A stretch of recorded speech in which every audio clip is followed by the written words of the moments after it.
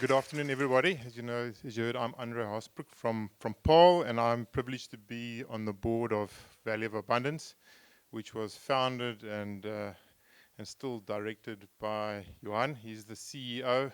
I think it's a title which is a bit of everything.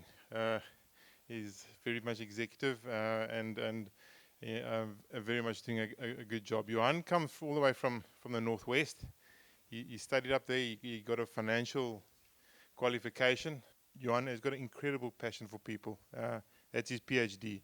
And Johan decided, instead of going down the tar road of a business, he went on the dusty gravel road of following Jesus in his passion. One of the things that is passionate to me is unity in the community. And Johan explained what he was trying to do. He said, he can't understand, and certainly I can't understand, why we've got all these people in the community and we're all doing different things. Why cannot government and business and churches and NGOs get together around a unified calling and make a difference to the community? There's a lot to be gained and had for us as people if we are in unity. So, Johan, over to you. Good afternoon. Thank you, everyone. Thank you, Rian, for this opportunity, and everyone attending. It's a privilege for us to be here. My name is Johan Duraan, and I just want to welcome Aldo Meyer as well. He's a fellow board director of Valley of Abundance, and Andre is the chairman, and many of you guys I know around the table here. So Valley of Abundance, our vision is communities of abundance, and where it comes from, in 2011, I was working at the mine in Rustenburg, and heard of 2 children dying next to the mine, did a presentation to our executives, and told them, listen, we need to do things differently. We can't drive away with our brand new Mercedes and big bonuses, and people are dying next to our mine. And the first guy said, Johan, it's not our problem, it's government. Second guy said, we can't feed and help everyone. We went around the table, and 1 or 2 people said we needed to do something. The reality is we didn't do enough. And a year later, 34 people died at our mine. And at that stage, a lot of the money was flowing into that community. But the problem was that everyone, one mine, one church, one NGO, everyone was spending it differently. So shortly after that, we moved down to the Paul Valley, founded Valley of Abundance, and Valley of Abundance is all about unity. Psalm 132, where there's unity, God commands a blessing. So we started working together and see how we can get a unified vision for our valley, and we started working on that, getting a lot of people on board. That was 2014, and shortly after that, we said, but we needed something physical in the community to do it with, and for me, it was just so amazing, Warren speaking before us. We need a physical place in the community to transform communities. And the greatest place to do that is schools. So we've got 30,000 schools, current schools in South Africa. And if you use that school as an enablement center in a ward, you can transform the ward. So how do we use that school currently, and we bring the projects into the school, and from the school we move it out and backwards. So that is what we started building in 2015. Quickly you can see a lot of detail. I'm a financial guy. That's just our process and our model that we're currently following, going into a new community or into a new school. I'm not going to go into too much detail. But our first one is to say, how do we do holistic community transformation? And that is using a school as a enablement center. We started working at Bergendal School, just after Parel. We did a strategy for the school. We did a strategy for the whole ward. Started sharing that with businesses. Businesses came on board and said, let's implement the strategy. We got some partners on board.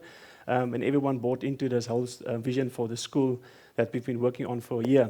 And then this year, recently in the past week, we also started with a new school in Ceres, and everybody loved the idea, and we started implementing a strategy for them as well. And suddenly 6 more schools opened up in Ceres. So we're going back there to go and do a strategy for those schools as well. One of the wind farms there need to spend their money in the community, and they see this as a perfect opportunity to spend their money getting involved at enablement centers in schools. What you can see there is not just understanding the school, but also the ward. So normally a ward is made up of about 10 to 15,000 people. You can look at the stats there. The stats in Agterparel is that the family earns about 30,000 Rand a year. It's about 2,500 Rand a month per family. Understanding that, and it says it's 70% people are employed, but actually it's not true. Employment is calculated, if you work 6 months a year, you're actually calculated as employed, but the other 6 months you're not. So the stats are actually a lot worse.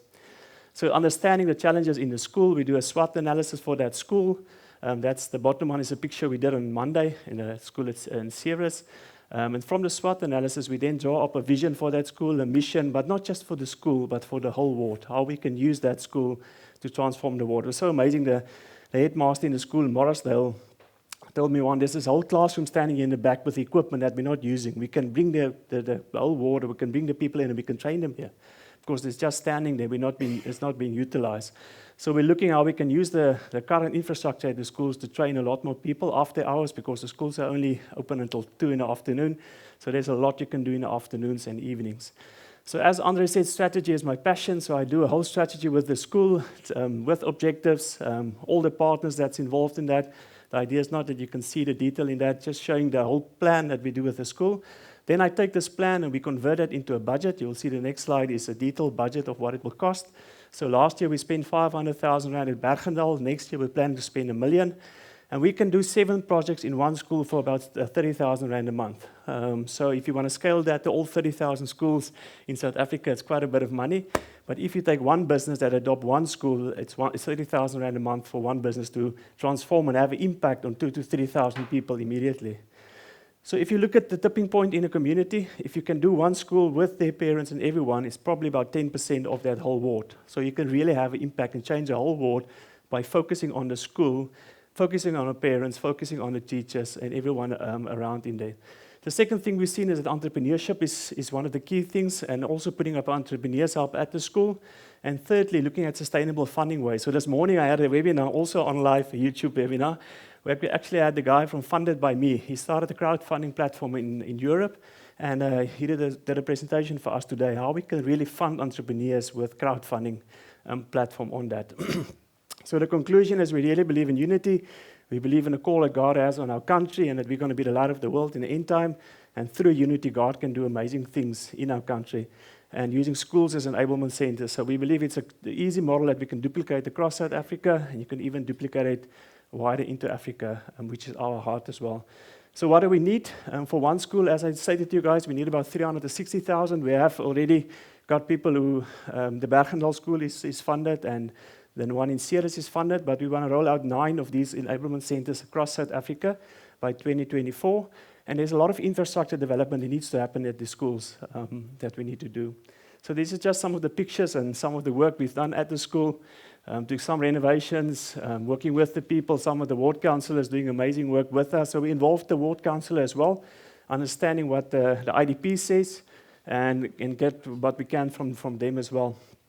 Just want to show the next one. So that is Bergendal. The bottom left is the new classroom we built there.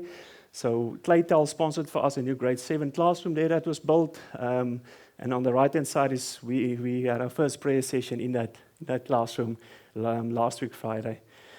And then the last slide is just the Morrisdale one that we enabled this week, where we have a plan. We're going back next week to start implementing that, and there's 6 other schools there that also want to follow the same process. What they love, that it costs the school nothing, the businesses love it because they get a place where they know the money will be spent and it's going to have an impact.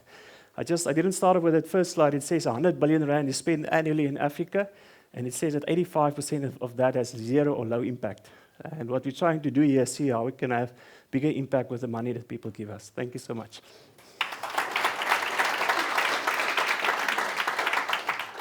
It's interesting that Andre said I have a PhD in people, and I had an intervention from God. We had a burning bush experience in 2011, and since then really working in communities and focusing on communities and learning a lot from people. So yeah, people are my passion, and that's I think why Andre said it.